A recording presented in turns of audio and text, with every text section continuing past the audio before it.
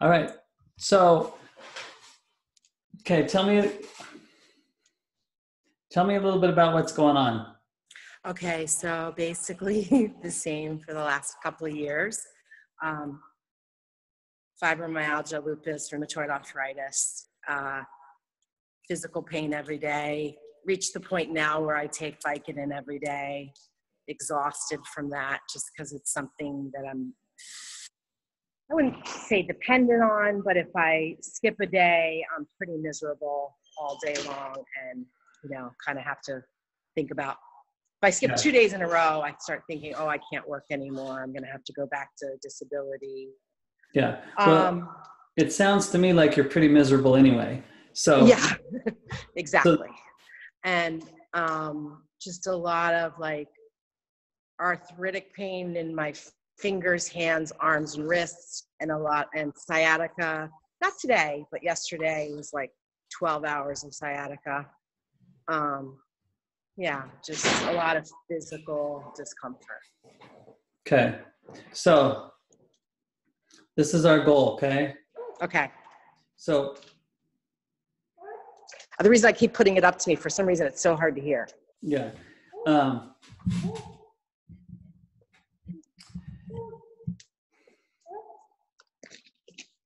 Right now, the amount of possibilities that you're able to come up with are pretty limited, right? Mm-hmm. Right. So things have been a certain way for so long that your body It's true. is running the pain program. Right. Right. And so there's no space for anything else. So our goal needs to be to either instantly or slowly to build belief in other possibilities. Okay. It started 14 years ago. So, yeah. So if right now the only possibility is pain, right. That's pretty miserable. Right. So, but if we can get even a little bit of relief, then that means that we should be able to get a little bit more. Yes.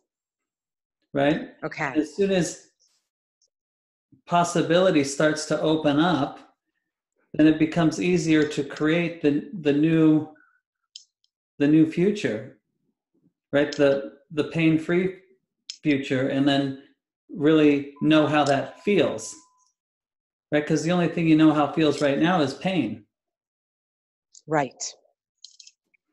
So, and then also to empower you so that you know that it's something that you can do. And one thing I will say is that I think it's ancestral physical ailments that I have. And when my mother passed in November, I did have quite a bit of immediate relief and lost 20 pounds. Yeah. So that was a huge, I thank God every day that she's no longer in my life and torturing me. But I think that I have kind of a pattern of the same ailments that she had. Well, and the good thing is that we're not a product of our genes. Mm. Right? We're a product of our environment. The environment is what upregulates and downregulates the genes. Right? I mean, they spent billions of dollars with the genome project just to figure out that, wait a second, what we thought we knew wasn't actually correct, right? So there's a bunch of people that are disempowered because they think that their life is controlled by their genes. Mm. Right? So, and it really doesn't matter where something came from. Like if it's ancestral or generational or lifetimes or whatever, right? Okay. Because it's all here. Right. Because if it was there, it wouldn't be affecting you. Good right? point. So if something is here, let's just take care of it here, right? Because it's causing an imbalance in this moment in time. Right. right? So it doesn't necessarily matter where it comes from. Once it's here, it's ours to deal with. But Right. you get in the habit of looking back, then anytime something isn't going the way that you want it to go, you're going to look farther back. Well, it must have been 17,000 generations ago when I, right? So, Right. really at the smallest of levels, there's only balance and a little less balance, harmony and a little less harmony, right? So it's just about bringing things back into harmony, back into balance, and to know that reality isn't a movie, it's a slideshow, right? So the last moment of time is different from this moment in time and this moment in time, right? The only connection to the last moment in time is our own thinking, because we choose to live in the past, right, or in the future, where the miracle happens in the present moment. Yes. Right? And I would say that it works every time. Pick and choose how much of it we want to accept. Wow, that's powerful. Okay, so on a scale from 1 to 10, what would you say that your pain level is right now? Well, I have Aleve and Vicodin and a lot of turmeric and all this other stuff in me. So considering all of that, I'm at a 6. Okay. So, and then, but don't worry about what you have, right? Like pain medication wise or Tylenol, right? I mean, that doesn't necessarily matter, because the same thing is, our thinking keeps us connected to the past, right? If all of a sudden you have relief and then the next thing you say is, oh, well, because I'm taking Vicodin. Right. Right. It then makes it hard to even look at what happened in that moment, because right before that moment, you were still taking Vicodin. So if something changes, it's not because of the Vicodin, it's just because something changed. Got it. And then if something changes, that means that more can change. Aha. Right? So right. Whether we're going to build belief in an instant or we have to build it over time, that's what we're building belief in, a new possibility, the possibility of a pain-free life. And then knowing that that possibility exists. Because this wouldn't work if all possibilities didn't exist. True. Right? And I know that it works because I healed myself, and then I continue to reinforce that every time I see it work for somebody else. Aha. Right? Now, sometimes when we see it work for somebody else, then we finally allow it to work for us. Because either we don't want to accept it for us, or we don't believe it because, the subconscious is still running the old things. So that's why I'm wanting to get more into teaching as well, because if you can teach somebody so that they understand it enough to share it, then just the sharing and seeing it work in somebody else might be enough to open up more possibility for that person. Absolutely. Right? Well, I always think on some level I'm not worthy. And then I see someone else and I think, well, gee, what makes them any different than me? We're all worthy. Right. Well, the only difference is our own thinking. Right. Our own fears, right? Right. If it works for you, then what are you going to be required to do? Because then all of a sudden you must be worthy. Right. Right. So then you have to live in that new reality of being worthy of miracles. Right? That's a tough one. Well, and and I don't know your history, right? But I understand your struggles, right?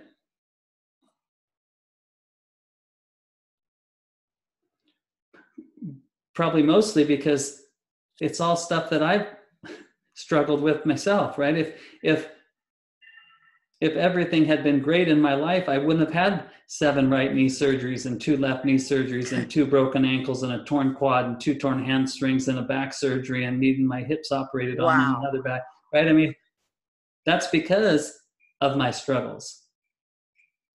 That's because I thought that I needed to take on everybody's pains, because that's the only way that I felt that my life had value, right? If well, my life already sucks, I might as well just take everybody else's pain, and then maybe their life will not be so sucky. Exactly. The path of an empath.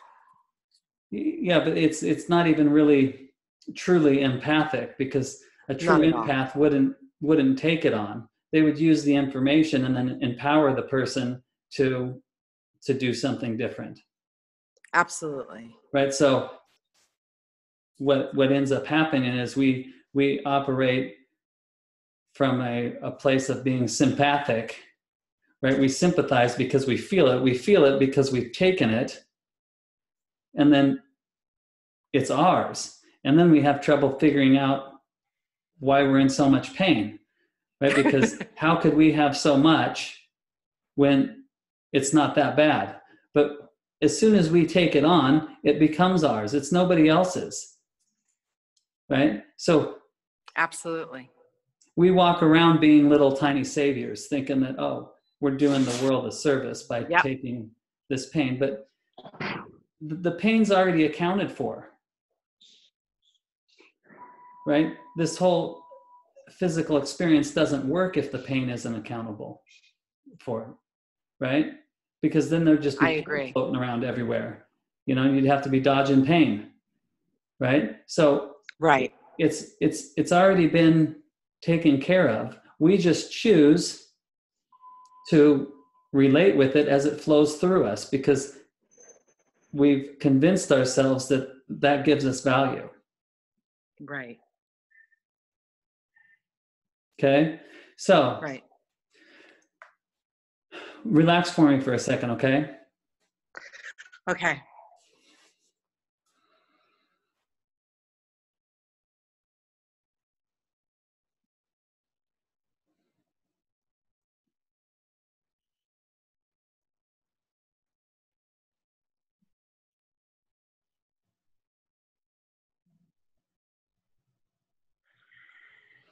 Okay, so what do you notice now? Say that again. What do you notice now?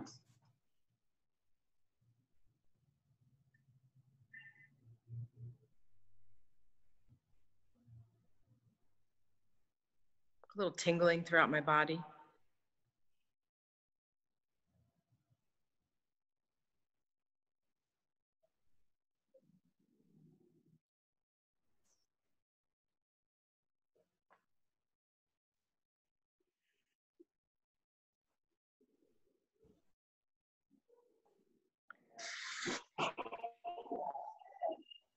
Hi.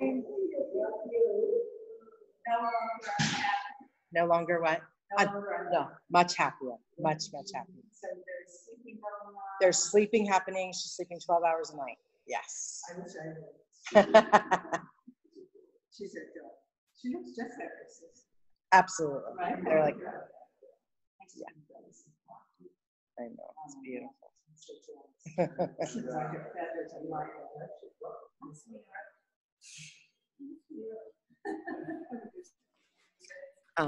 When you asked me what's going on, I literally was thinking, I wish I wasn't at work. Right. And that's all right, because but that's often my wish. We can always do more later. So physically, I'm feeling the sciatica kind of intensify as I tune in.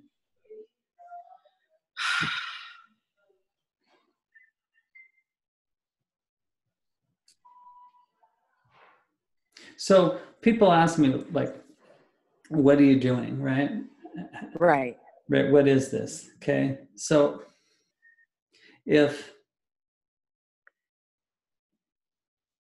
if we already know that healing is possible and instant healing is possible, but right now, for you, that possibility is so far away that how would you even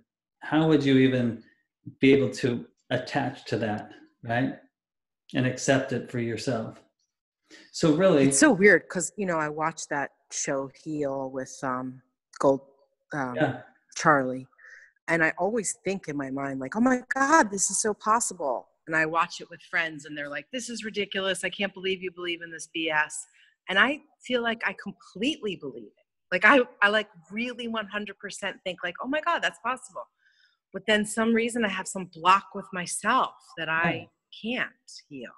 well, and remember, the longer that you've been in pain and felt like there was no possibilities, I mean, the harder it's going to be to grab hold of that possibility that's so big, right? I see. So, and then the pharmaceutical companies know that it's possible because they base all their studies off of the possibility of people instantly healing themselves.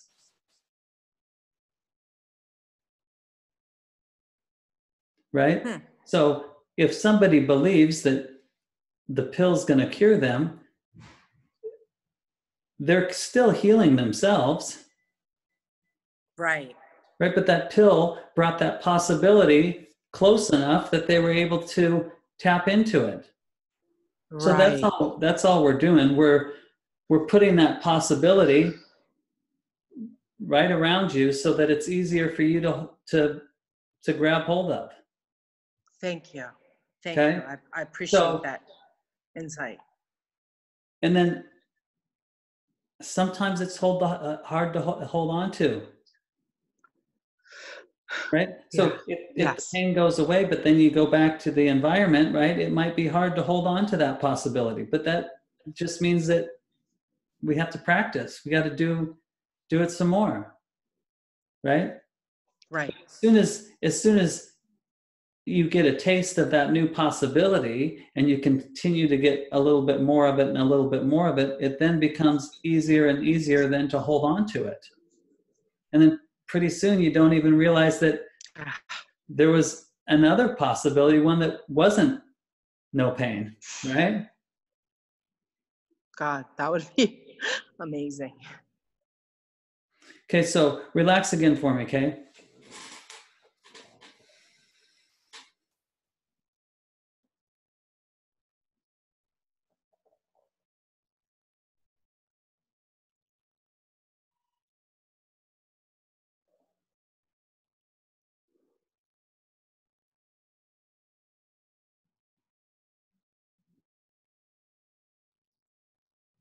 All right, so what do you notice now?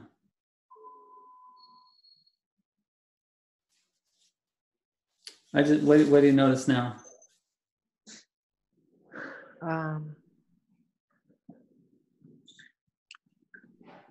Not much, just a little bit more relaxed. And is the pain still a 6? Has it changed at all? Yes. So what's one spot that's the worst? The left wrist. Okay, All so the fingers are really kind of like this, like really crooked, and the wrist itself is fragile, and the surgeon said when she pulled one of my bones out, it crumbled in her hand. So I guess a lot of osteo, just kind of aches and tight and worn. So let's just focus just on the left wrist for a second, okay? Okay.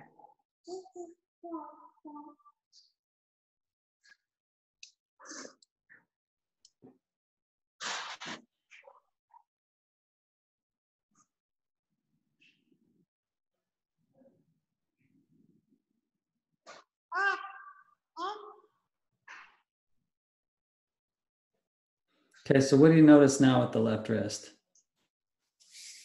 Better. Wow. That's amazing. All right. So say that a couple more times. It's better. It feels amazing. All right. So now remember how that feels, Okay. right? Because again, when we get off the call and Right. you go back to the environment, and if things get difficult, you might eventually convince yourself that the wrist never felt better. Right. Okay. This Right? is So amazing. I if can feel an instant difference. right. And maybe because the wrist isn't all that important to you, right? Because it doesn't necessarily change much, right? It's like, well, I'll allow the wrist to get better because it's not that big of a deal. But all this other stuff, right? Then that's major stuff. I want to still hold on to that. Interesting. Okay. So relax again for me, okay?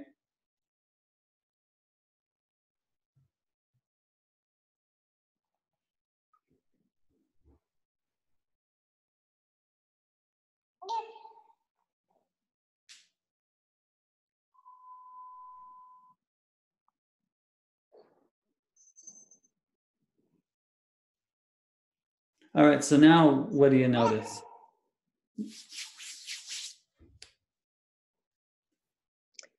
I feel like a little bit like I don't even know how to explain this, but it's like something else entered my body. Like there's something else holding me up, supporting me. Well, yeah, It feels like I got out of my own way. it's probably it's probably always been there. Aha. Right? You just haven't realized it for so long because life's done this to you. Right. Right? When life does this to you, you don't have any space to do anything else. Right. Right? But when we push life back, it allows you to finally be more you. And you're capable of healing yourself.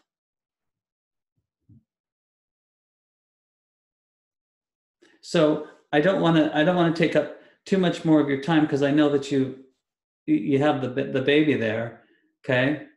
So just know, right, that it's possible now, right? If we can get your wrist to feel instantly better, and now how's the rest of your body feel? I'm just still kind of smiling so big from the wrist.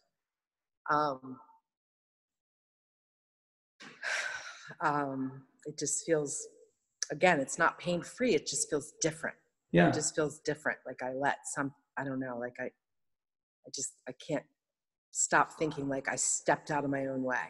That's the feeling that's coming up. I can't believe my wrist. It's still like, it's amazing. It's not even tingling anymore. It's just sort of, it's just there. It's like a normal wrist.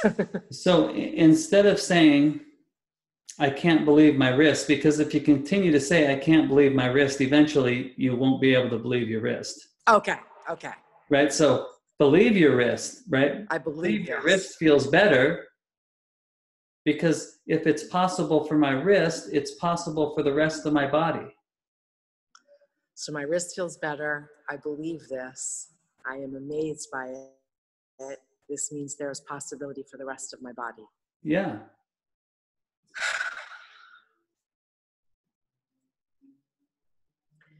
All right, she's getting a little antsy. I should probably. All right. Okay. So check in with me later today when you're done, and we'll set up another time, okay? Thank you so much. 100 bows to you. Okay. I know. Thank you. You're welcome. Okay. Bye.